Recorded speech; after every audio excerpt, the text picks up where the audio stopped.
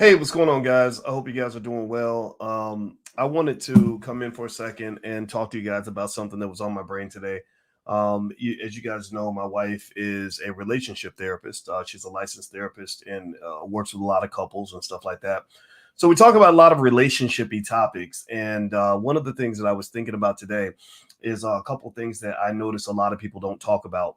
And so I'm going to go ahead, first of all, and greet you and say hello to everybody. And welcome to drboystv.com, the home for intelligent Black people. We cater to Black people that actually want to think. Now, let me do something here. Now, you said that there's no sound. Are you guys able to hear me? Give me a yes in the chat if you're able to hear me, okay? Give me a yes if you can hear me, a no if you can't hear me. Can you hear me? Give me a yes. You can't hear me? Okay. If you can't hear me, let me try to see if I can. I'll restart this again. Okay, this is irritating. Hold on. Okay, hold on. Am I coming through now? Well, give me a yes in the chat if you can hear me. Say yes. Say yes if you can hear me. I need a yes now because now I'm feeling a little bit paranoid. Okay, good. All right. So let me kind of just jump out here, and I hope I can share this and still be loved. I hope that this is something that can help somebody. And let me explain why I bring it out like that.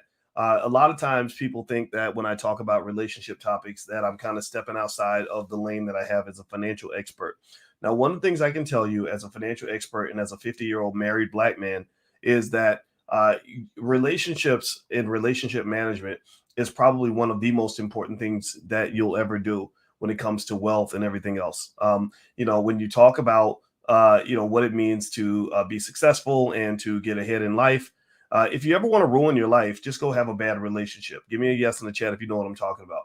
Go out and have a terrible relationship, and you'll see how fast your life gets ruined. And what's up, Super Dave? How you doing, man? Super Dave plays. We play Call of Duty together. He's really good. He's much better than me. So anyway, here's what I want to share with you guys real quick, and I'm just going to share it, and then I'm going to bounce on out of here. So here's the deal. I did a survey with you guys on my YouTube channel, and I said, are you happy with your relationships? Are you happy with your love life? And I had very happy, somewhat unhappy, and very unhappy. And about 50% of you, half of you, said you were either very unhappy or somewhat unhappy. So half of you are not happy with your relationship status. Now, you don't have to answer that in the chat, but I just want to say I'm talking to the half that are trying to figure it all out, because I understand how you might feel. And I just want to share a couple things. And again, if you think that what I say is wrong or crazy or stupid, then that's fine. It's okay. You don't have to listen. But I just want to tell you that when here's the deal. My background is I'm a mathematician, and as a mathematician, when you see a problem, you solve the problem. As a mathematician, I can tell you that one thing you don't do if you want to solve a problem is to either do it the same way you've always done it, because you're going to get the same outcome, or to do what everybody else is doing, who isn't solving the problem. And I don't know if y'all notice this, but there are a lot of people that get really bad relationship advice, particularly on the internet, from people who don't have healthy, happy lives. I know a lot of internet influencers. I have made probably 10 or 15 people famous on the internet because I have a million subscribers, and I push them out there and they become famous or whatever. Some of the people out here are mentally disturbed. Let's just be clear. The reason that they're interesting in a lot of cases is because they are so mentally disturbed, and people love to see a crazy Negro act a goddamn fool on the internet. They like that. You love the idea of watching a 45-year-old teenager have a meltdown publicly, because that's more interesting to watch than somebody who's actually speaking about things that are rational and intelligent and actually going to improve your life. The salty, fatty, greasy, unhealthy food is always going to taste better than the food that is good for you. This is what it is. That's life. That's how things work. Okay. So here's the deal. When I looked at the survey results, one of the things that crossed my brain was this. You may or may not know my story. I'll give you a little bit of the background so you know where this is coming from. When people tell me that they don't want to get married, I totally understand. I totally get it. I met another guy my age, and he said, these are the reasons why I'm not ready to get married. I said, yep, I agree with that. I agree with that. I agree with that. I agree. I understand all of that. Now, mind you, I made a different choice from him. I chose to get married. But pay attention. Now, number one, I didn't get married when I was 30. I got married when I was in my 40s, my mid 40s. That was strategic. That was deliberate. That did not happen by accident. I had a million opportunities to get married. I just waited until I was ready. And I think that's okay to do. I think you should always follow the policy that works best for you. I don't think you should let anybody pressure you into living a life that you don't want to live. The other thing about it was I didn't just wait until a point where I was ready to do it, but I had to wait until a point I was ready to do the work. And I told my friend, I said, marriage, I understand marriage is a lot of work. Marriage requires a lot of skill sets that don't come very natural, especially for me as a man. I'm an independent man. I've been an entrepreneur for a long time. I like to run and do what I want to do, when I want to do it, how I want to do it. So having that, that need to answer to another person it's really foreign for a lot of people. It was very foreign for me. And so here's the deal. Here's where I'm getting at. Here's what I'm trying to share with y'all. And I hope that you can hear this. Y'all know me. Sometimes it takes me a second to get to the point, but I promise you there's a sweet spot at the end. There's like, that Tootsie Pop. There's like the juicy, the bubble gums in the middle. I promise you. One of the things I've concluded is that if you go down the journey of trying to form a relationship with another person, a lot of people, in my view, are picking based on the wrong criteria. The wrong criteria. What do I mean by that? Well, I see a lot of men who will fall in love with a woman just like that because of how good she looks. Or a lot of women that will fall in love with a man because he's got money or status or whatever. I saw it. I saw women fall. When I became rich and famous, and everybody knows I've made millions of dollars. I can't hide it no more, right? When I became rich and famous, I saw women fall in love with me just like that. And again, because I overthink everything, I remember thinking that is absolutely unbelievable that you fell in love with me and you know nothing about me. I had a beautiful woman email me and tell me all the things that she'd fallen in love with my brain from watching me every day. And I get it. I understand they're called sapiosexuals, right? And so, so sometimes a big brain is like, some women respond to a big brain the way men respond to a big booty or whatever, right? And so she's telling me all these things. And I was just sitting there thinking, you don't even know me. This is very dangerous for you. I could be a terrible person. I could be a predator. But yet you've decided in advance that you love me. Why? Okay. Well, here's the problem that you have when you do that. When you start just sort of falling in love with people just because of what they look like, or because of what you think they can bring to your life, or because because you think that person can give you status or whatever, you're not factoring in what I think is probably one of the most important dimensions of a good relationship. That is their willingness to do the work required to be in a relationship with you. Now, there's a comedian named Corey Holcomb. I met Corey. He's not my cup of tea. He's he's a little bit of a clown, but he's not a stupid clown. And I heard him make a joke one time, and I couldn't disagree with the joke. And one thing that he said was, he said a lot of times the reason the person is with you is because you're the best that they can get. He said, so if your man ever gets rich and gets a whole lot of money or becomes famous, he'll break up with you over anything. Like, so you cough funny, you cough, he's gonna look at you like, I can't do this no more. I can't do this no more. Right. And so what he was saying, and I couldn't disagree with his point, is that there's a difference between being in a relationship with somebody who is willing to do all the work required to make this thing work versus being in a relationship with somebody who feels like you can be easily replaced. When I told my wife, we were talking about why I married my wife. And I said, look, I'm not a marriage guy. I didn't grow up fantasizing about my wedding day. I could have went my whole life and never got married. I said, I didn't get married because I was interested in the idea of marriage. I got married because I wanted to marry you. I was willing to do that for you.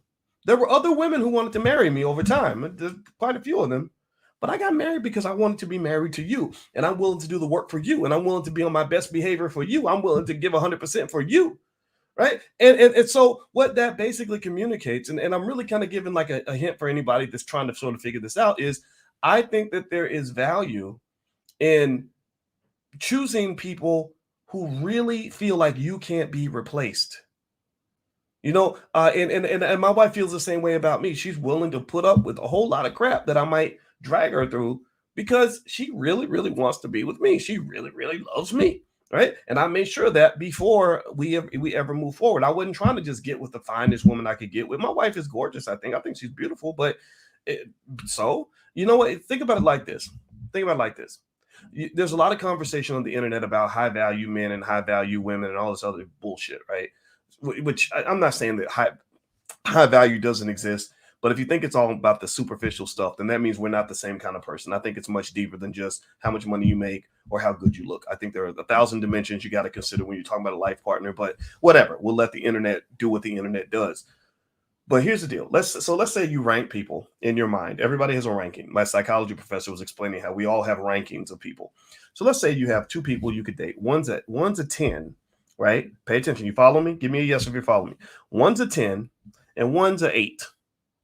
An 8 isn't bad, but an 8 is not a 10, right? The 10 is like, oh man, did you see that? Whoa, right? The 8 is like, okay, she's cute. She looks good, right? So here's the deal. Let's say that the 10 is, a person who, is interested in you, but they're not falling all over you because I mean they're a 10. And then let's say that she knows she's a 10. So she knows she can find another man of your equivalent to if she wants to, or he can find another woman that's about as pretty as you because he's the star of the football team or whatever. He's in the NBA and he's got $10 million. So he knows that women are everywhere, but he's willing to be with you, right?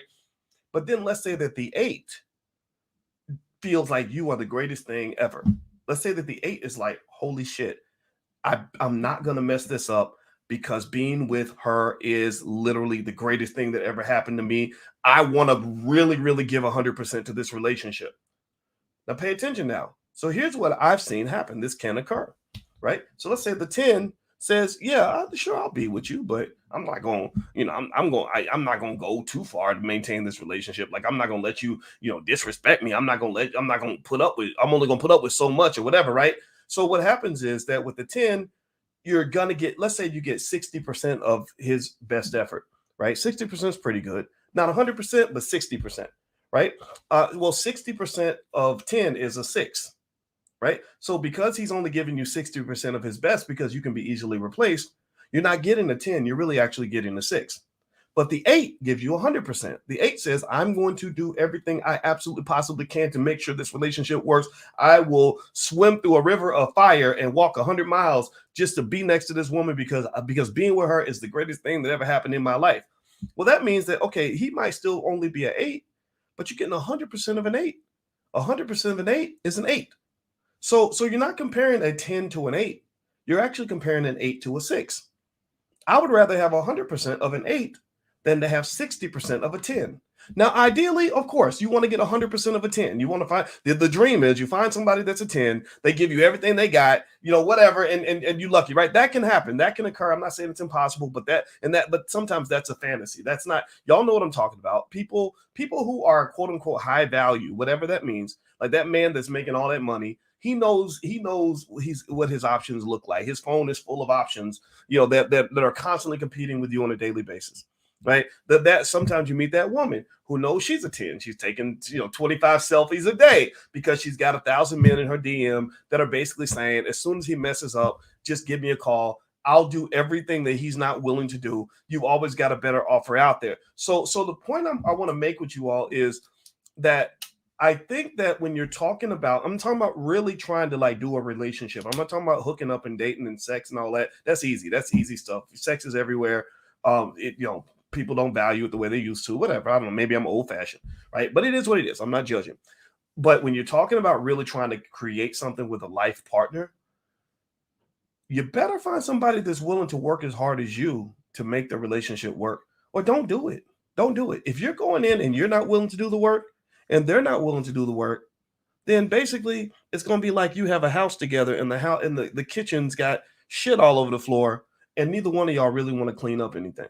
Neither one of y'all is willing to clean up the mess. You say, well, I'm not doing it because I didn't make the mess. So I ain't trying to get down there and get on my hands and knees and scrub the floor. And then they're like, well, I ain't doing it either. And next thing you know, when shit gets really messy, which it always does, every relationship that I've ever seen where people are together for more than say 3 or 4 years, you always have these really hard situations. You have these times where you feel pissed off, you feel disrespected, you feel like, man, I ain't got to put up with this shit. Like, what the hell? And you have to have something that's going to make you say, you know what? I'm going to go do the work. I'm going to go ahead and humble myself because this woman is worth it, or because this man is worth it. This is something I'm, and if you are that type of person who already has that built in you, I would encourage you to not just measure people based on where they rank, whether they're an 8 or a 10, but measure them based on where their effort level is. for you?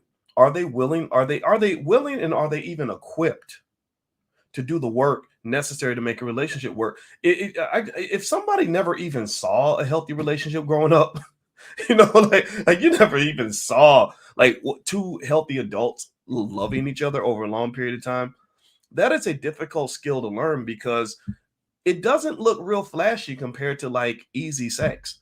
I mean, seriously, the guys I know, like I was talking to a friend of mine about a guy we knew in college who was a star of the basketball team. Could have had any girl he wanted. And she said, "Yeah, I thought about dating that guy, but I wasn't really sure because blah, blah, blah, blah, blah." And I said, "No, I know how he was built. His parents were married for 40 years. I bet you if you look this guy up after he retired from the NBA, he's probably living a Grant Hill kind of life. He's probably got a wife and got children and is living a simple life." Right. Even though he could have had all these other things that come with being an NBA player, people tend to go back to the foundation of what they saw growing up. A guy who never saw that, in many cases I've seen, they'll look at something like marriage and family and say, why in the hell would I want to do that? Why in the hell do I want to take care of kids? Why in the hell do I want to put up with this woman when I can have five of them? Right. And I get that. I'm not judging that. But what I'm saying is that if you, or whatever kind of person you are, however you're built, you want to find somebody who's equally yoked in terms of their value system. Right. And I'm not talking about just whether or not he goes to church or she, whatever makes a certain amount of money. I'm talking about just like, are we really seeing the same vision when we talk about what a family, what a relationship looks like? And also, are you the kind of person that really needs to fit into every aspect of my life? Now, how many of y'all consider yourselves to be ambitious people? Like, give me a yes in the chat if you consider yourself to be a person that has a long-term plan, if you have big goals, if you have big dreams, if you one day expect to maybe be a millionaire or build a business or whatever. How many of y'all have what you consider to be plans that are more ambitious than most of the people that you maybe grew up with? Give me a yes in the chat for all the ambitious people in the room. Okay, so if you're in that category, then who you pick to be next to you is extremely important. You have a different, unique kind of spiritual disposition. Not everybody is going to fit into that or fold into that.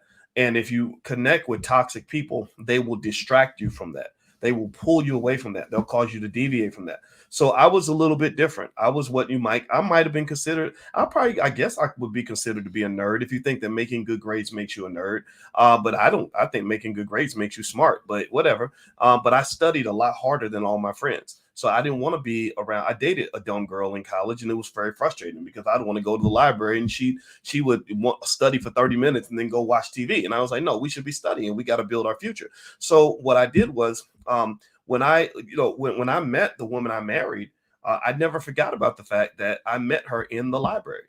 I didn't meet her in the club. I didn't meet her in church. I didn't meet her at the grocery store. I met her in the library because I kind of like the idea of hanging out with a woman where you can say, "Hey, babe, let's go to the library," and she's not going to look at you like you're a weirdo. She's not going to say, why you be reading all the time?" No, my wife reads 22 books a year. I love that about her. I think that's awesome, right? So figure out who you are and find somebody who kind of fits into that. And because if you don't, I think you can create a lot of frustration. Also, the greatest way to lose your wealth is through divorce, things like that. So when you do form a relationship with somebody you really want to work it out with, I encourage you to invest in things like relationship therapy, because what that does is it benefits you in a lot of ways, financially, emotionally, and otherwise. Because if you preserve and protect that relationship, then that means you spend less time fighting and you can spend more time building together. You solve your problems, get them out of the way, almost like cleaning junk out of the room, so you can focus on actually building that empire you're trying to build together. So getting that relationship therapist or that counseling, I think is extremely important. I think also remember this: it's not just what you do; it's about sort of who you connect to and what they're willing to do. So think about it like this. This is the last analogy I'll give, and then I'll be done with this. So think about it like starting a business, right? When you get married, you really are entering into a legal contract. You sign a piece of paper, your assets are connected. It's a very much a legal commitment, right? So don't do it unless you really, really understand this, right? So let's say you're starting a business and you got two people you can invest with.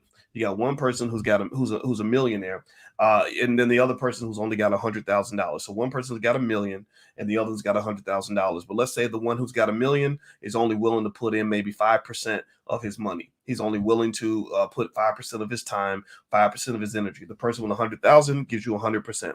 Well, 5% of a million is 50,000. 100% of 100,000 is 100,000. So I would rather invest with the person who's got fewer resources, who's willing to give it all, than the person who's got everything and only willing to give me a tiny little fraction.